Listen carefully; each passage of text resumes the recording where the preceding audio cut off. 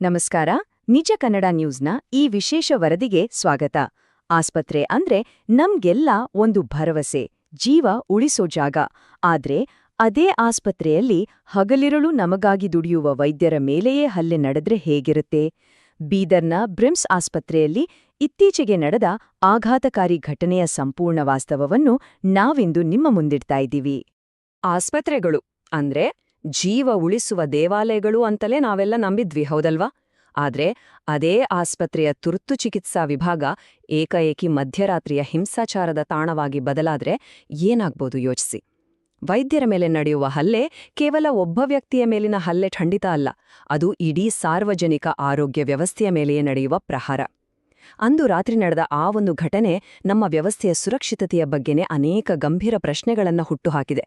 ಬನ್ನಿ, ಮೂಲ ವರದಿಯ ಆಧಾರದ ಮೇಲೆ ಆ ಕರಾಳ ರಾತ್ರಿಯ ಘಟನಾವಳಿಗಳನ್ನ ಹಂತಹಂತವಾಗಿ ನೋಡೋಣ. ಮೊದಲಿಗೆ ಬ್ರಿಮ್ಸ್ ಆಸ್ಪತ್ರೆಯಲ್ಲಿ ಆ ಮಧ್ಯರಾತ್ರಿ ಅಸಲಿಗೆ ನಡೆದಿದ್ದೇನೋ ಅನ್ನೋದನ್ನ ಗಮನಿಸೋಣ. ಅದು ಶುಕ್ರವಾರ ಮಧ್ಯರಾತ್ರಿ ಸುಮಾರು 12:30 ಸಮಯ. ಬೀದರ್ನ ಬ್ರಿಮ್ಸ್ ಆಸ್ಪತ್ರೆಯ ಕ್ಯಾಶುವಾಲಿಟಿ ವಾರ್ಡ್ ಅಂದ್ರೆ ತುರ್ತು ಚಿಕಿತ್ಸಾ ವಿಭಾಗದಲ್ಲಿ ಕೇವಲ 28 ವರ್ಷದ ವೈದ್ಯಾಧಿಕಾರಿ ಡಾ ತುಕಾರಾಂ ಮಚಿಂದ್ರ ಅವರು ತಮ್ಮ ಡ್ಯೂಟಿಯಲ್ಲಿದ್ರು.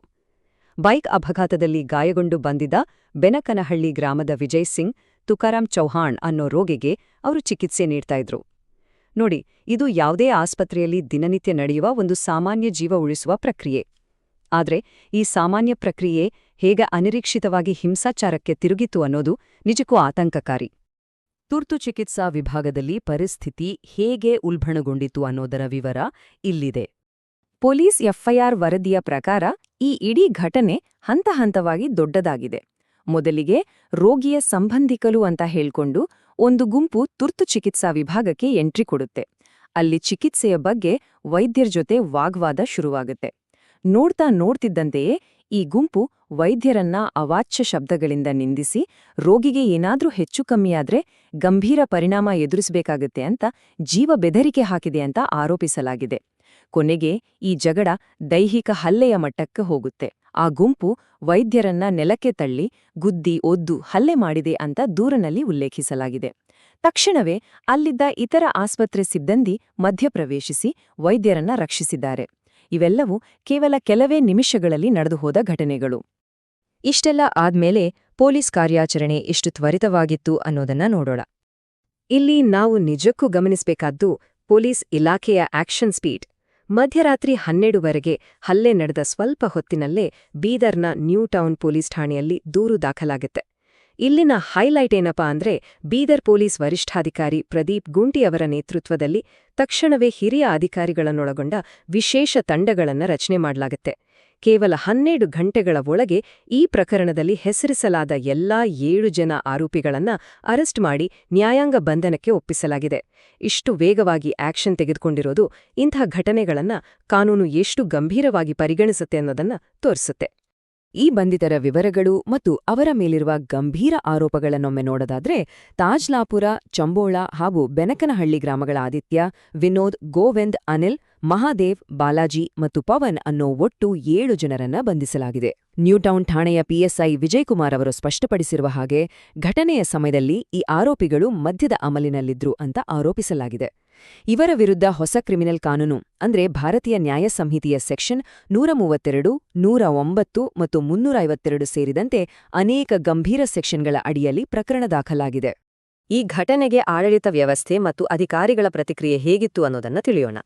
ಘಟನೆಯ ಬಗ್ಗೆ ಬೀದರ್ ಜಿಲ್ಲಾಧಿಕಾರಿ ಶಿಲ್ಪಾ ಶರ್ಮಾ ಅವರ ಮಾತುಗಳು ನಮ್ಮ ಸರ್ಕಾರಿ ಆಸ್ಪತ್ರೆಗಳ ವಾಸ್ತವಿಕ ಚಿತ್ರಣವನ್ನೇ ತೆರೆದಿಡ್ತವೆ.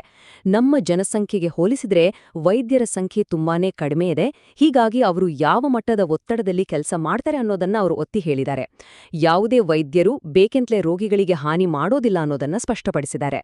ಜೊತೆಗೆ ಆಸ್ಪತ್ರೆಯಲ್ಲಿ ಅನುಭವವಿಲ್ಲದ ವೈದ್ಯರಿದ್ದಾರೆ ಅನ್ನೋ ಆರೋಪವನ್ನ ಸಾರಾಸಗಟಾಗಿ ತಳ್ಳಿಹಾಕಿರೋ ಅವರು ಆಸ್ಪತ್ರೆಯ ಆವರಣದಲ್ಲಿ ಭದ್ರತೆ ಹೆಚ್ಚಿಸಲು ಮತ್ತು ರಾತ್ರಿಪಾಳಿಯ ಗಸ್ತು ತೀವ್ರಗೊಳಿಸಲು ಆದೇಶ ನೀಡಿದ್ದಾರೆ. ಇದು ನಿಜಕ್ಕೂ ಆಡಳಿತದ ದಿಟ್ಟ ಹೆಜ್ಜೆ ಅಂತಲೇ ಹೇಳಬಹುದು. ಸರ್ಕಾರದ ನಿಲುವನ್ನ ಮತ್ತಷ್ಟು ಬಲಪಡಿಸುವಂತೆ ಬೀದರ್ ಸಂಸದ ಹಾಗೂ ಸಚಿವರಾದ ಈಶ್ವರ್ ಖಂಡ್ರೆ ಅವರು ಕೂಡ ಬ್ರಿಮ್ಸ್ ಆಸ್ಪತ್ರೆಗೆ ಭೇಟಿ ನೀಡಿ ಒಂದು ಸ್ಪಷ್ಟ ಸಂದೇಶ ಕೊಟ್ಟಿದ್ದಾರೆ. ವೈದ್ಯರು ಮತ್ತು ಆರೋಗ್ಯ ಕಾರ್ಯಕರ್ತರ ಮೇಲಿನ ದಾಳಿಯನ್ನ ಯಾವುದೇ ಕಾರಣಕ್ಕೂ ಯಾವುದೇ ಸಂದರ್ಭದಲ್ಲೂ ಸಹಿಸೋದಿಲ್ಲ. ವೈದ್ಯರು ಈಗಾಗಲೇ ವಿಪರೀತ ಒತ್ತಡದಲ್ಲಿದ್ದು ಸಾರ್ವಜನಿಕರು ಅವರಿಗೆ ಬೆಂಬಲ ನೀಡಲೇಬೇಕು ಅಂತ ಅವರು ಕೋರಿದ್ದಾರೆ. ಕಾನೂನನ್ನ ಕೈಗೆ ತೆಗೆದುಕೊಳ್ಳಲು ಯಾರಿಗೂ ಅವಕಾಶ ನೀಡಬಾರದು ಅಂತ ಪೊಲೀಸರಿಗೂ ಕಟ್ಟುನಿಟ್ಟಿನ ಸೂಚನೆ ನೀಡಿದ್ದಾರೆ.